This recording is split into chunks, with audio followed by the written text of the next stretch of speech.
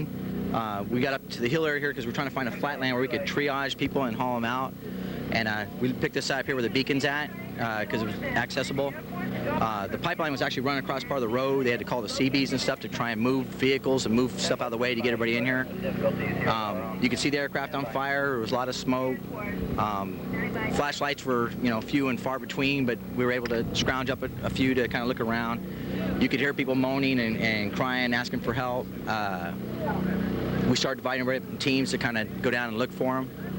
We found a few people that were ambulatory that were kind of walking around. There was one lady, she looked like she was probably in her mid-30s somewhere. She was disoriented and she was looking for her family. The survivors, how did that make you feel? You felt good. I was walking along with that one lady I was talking about, and she was real upset. She kept wanting to go down the site where the fuselage and part of the tail section was.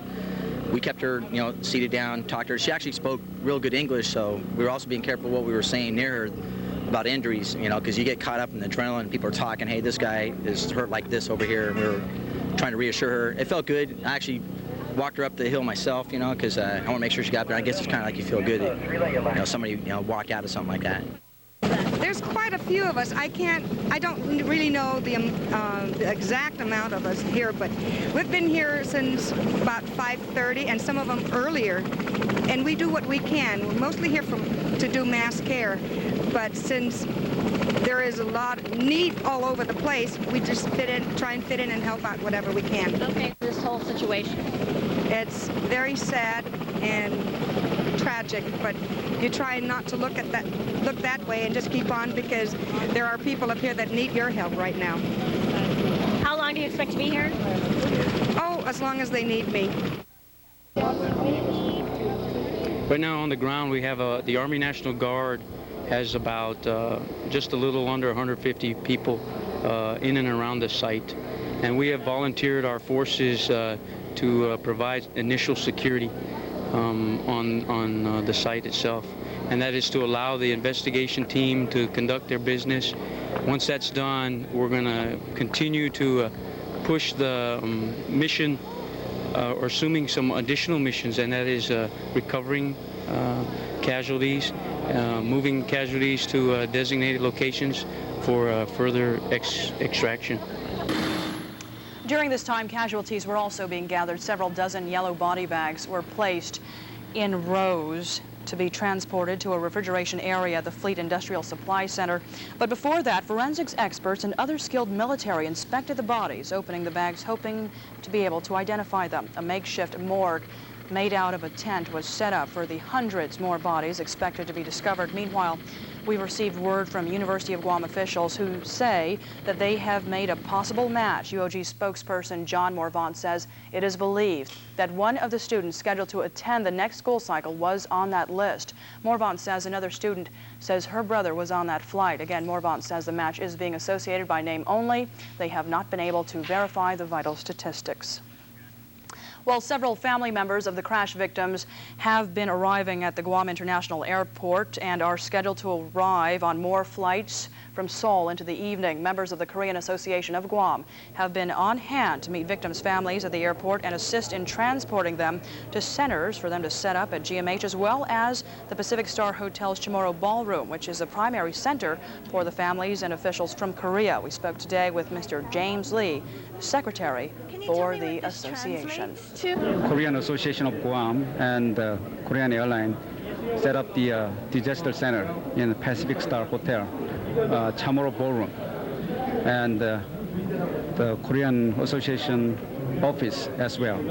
And the people who would like to donate any food and drinks and any questions, they can contact to the Korean Airline Disaster Center in Pacific Star Hotel or Korean Association of Guam office 649-0070. I understand the hotel association here, and they are going to accommodate all the families coming from Korea, and the Korean Association is planning to accommodate them as well. Mr. Lee also indicates that he has a list of the crash survivors for family members, but is approaching the people coming from Korea, the victims' family they partially knows the survivors, but they don't have a complete idea, who is survived or not. Since we do have the survivors list, but we are afraid to give them out at the airports because it's very sensitive, Lee added that GVB, as well as the Guam Hotel and Restaurant Association, is totally committed to providing food, transportation, and lodging accommodations for the arriving families of victims. If you wish to assist the Korean Association of Guam's support efforts in any way, please call 649-0070. Well, this afternoon we spoke with Dr. Moon Yun, an anesthesiologist at the Guam Memorial Hospital. Dr. Yun was out at the crash site since 3 o'clock this morning. He says, despite his many years of watching surgical procedures, nothing could have prepared him for what he saw today. Dr. Yun describes the crash victim, who is listed in critical condition. Yun saying the patient has a slim chance of making it through. One of the patients burned about 80% and second and third degree, and he's very critical in intensive care unit. And we trying to medic back to Korea or Hawaii or even Texas. And I think the military people are helping us in that regard, as well as Korean Council and Korean people and also Korean Airlines, and they are trying to make some arrangement at this time. As well as we heard, there's 2 other patients in the Navy hospital, very critical. So we're trying to put that together and trying to transport 3 patients as soon as possible. Okay, as for, they're in critical condition, but as for survival rate, what do you estimate? I think those patients' survival rate is pretty slim, could be. And if it's not well managed, they quickly enough. Okay, and also, you made the trip out there this morning. What did you see and what was it like? And have you ever seen anything like that in your life? I had never seen it before. I only saw in the TV, like any other crash. It's really pretty bad. Okay, and also for the patients who are still here, how long do you expect them to stay here, or they would need to? What do you think will happen? I think it depends on, but medically speaking, I think we try to send these people as soon as possible back to Korea. 2 reasons. One is they can do as good as we can, but they need family support, and we have different culture. And thinking about the family members over there, and we have some family members coming over now, but I think it's better to send them as soon as possible over there, if possible. And the critical patient, we're trying to maintain here and to stabilize them, and then we're trying to send. Well, when we made rounds this morning and talked to them to see how they were doing, almost without exception, they asked about their friends and relatives on that same flight. And it was rather sad because undoubtedly, given the scope of this disaster, a number of them did not make it. So how did you respond, or how did the staff respond? What do you say? Well, we recorded the names, and we've sent them to the appropriate authorities to sort out. Have you told them yet that perhaps their relatives haven't been on the list? Well, until we sort out with the few survivors there are, it's best that until we know for sure the disposition of the rest, that we not give an affirmative statement either way. But we have to handle this one very carefully. Reports show that the Japanese and New Zealand nationals both survived the crash. And joining us now is one very busy man, and you just saw him in that last report, GMH Administrator Tyrone Tysno.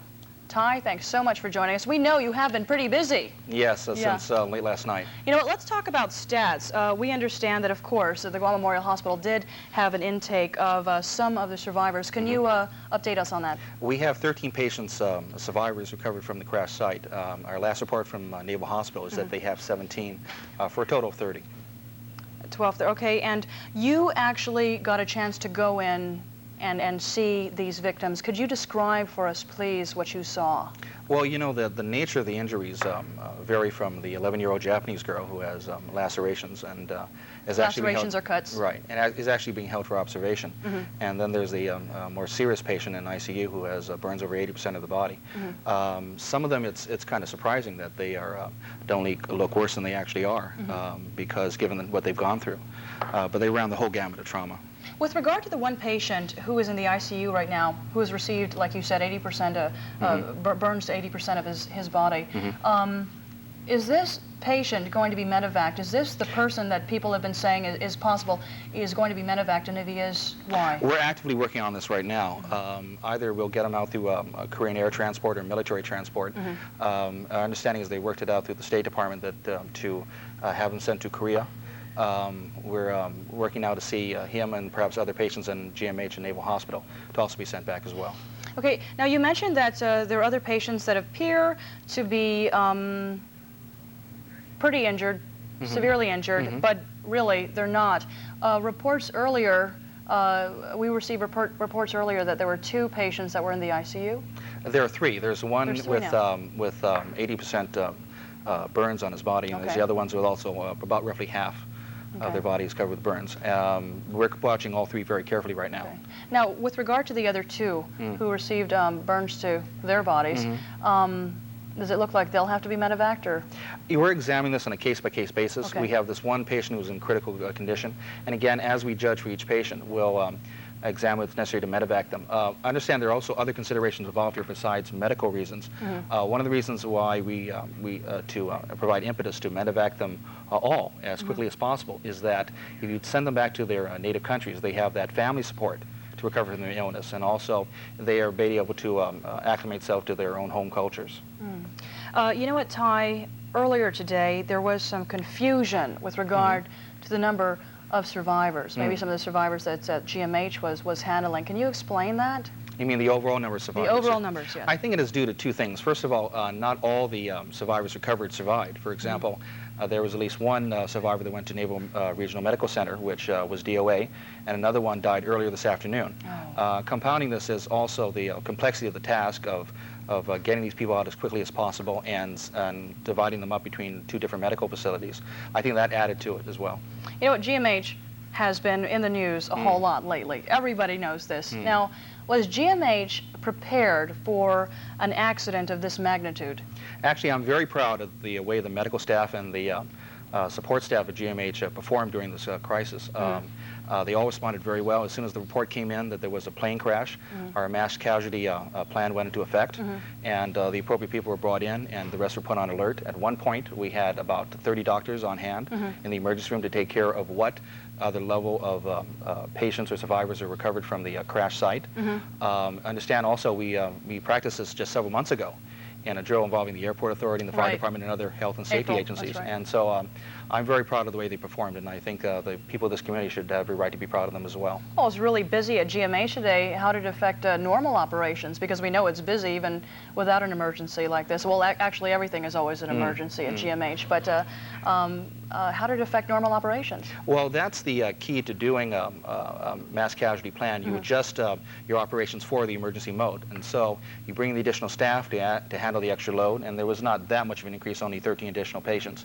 And you have to reschedule some things such as surgeries, but then again, that sort of thing can also happen if you, say, for example, have a major car accident that rescheduled later in the day.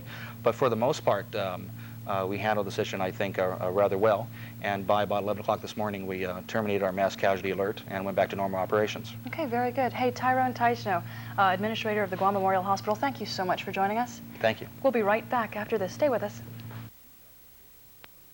When things get hot and you want to rock, be cool with specially marked 12 packs of Bud and Bud Light. If you find a t-shirt inside, guard it with your life, because on August 17th, you'll wear it to Jeff's Pirates Cove for the free Bud Summer Music Fest. It could be your ticket to see U2 live in Seattle. So get Bud, get t-shirt, get Music Fest, and maybe even be one of 4 lucky people who get U2 in Seattle.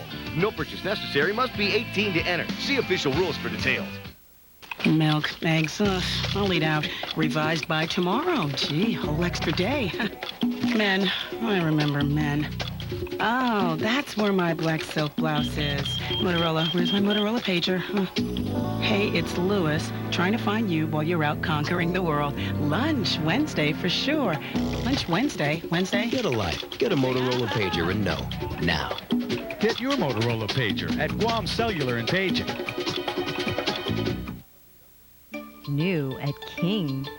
Briar Patch Pie, Chocolate Nemesis, King's, Lemon Berry Jazz, say yes, Chocolate Thunder, King's, Old Town Cheesecake, ah, Red Pudding Pie, say yes, Oreo cookie bash. King's. Chocolate peanut butter. Ooh, say yes. Torta tiramisu. Mmm. Crepes.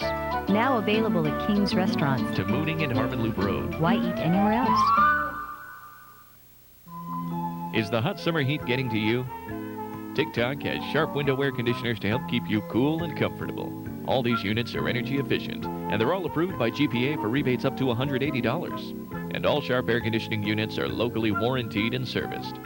And the best part is, prices start at just $259. TikTok on Marine Drive in Tamuning and at the Satina Mall in Dededo. It's a sharp way to shop. It's time for TikTok.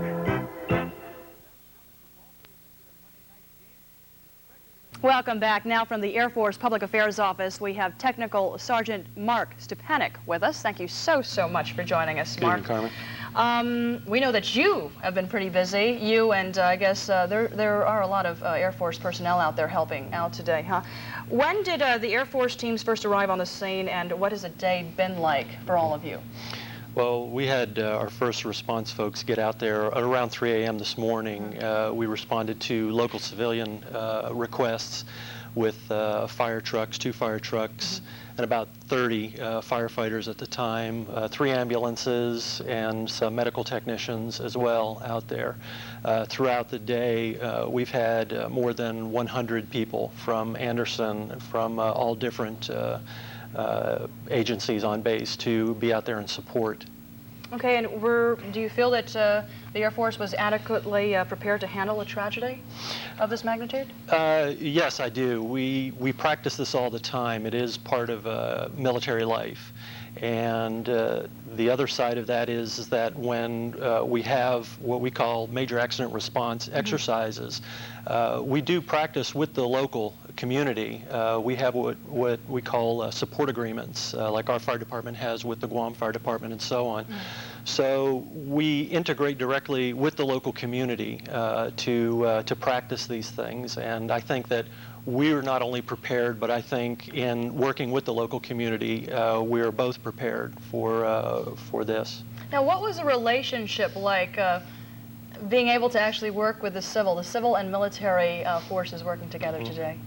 I wasn't out on scene. However, I heard many good things about what was going on out on the scene as far as the flow of information and requirements out there. Of course, we worked directly with the Navy as well on island. We had some of our refuel vehicles that were actually taken up to Nimitz Hill area and refueling the HC-5 helicopters from the Navy right close to the scene so they could continue working. Now, I know this is considered an emergency situation. That's why Air Force personnel was called out there. How long do you think the Air Force is going to be on hand to help out with the effort? We will be there as long as the local authorities need our help. That is, we have a military mission. However, we also have a mission to support the local community, and we will be there as long as they require us to be. Okay, very good. Hey, Sergeant Mark Stepanek with the Air Force Public Affairs Office, thank you so much. It was a pleasure. Thank you. And you take care. Well, at approximately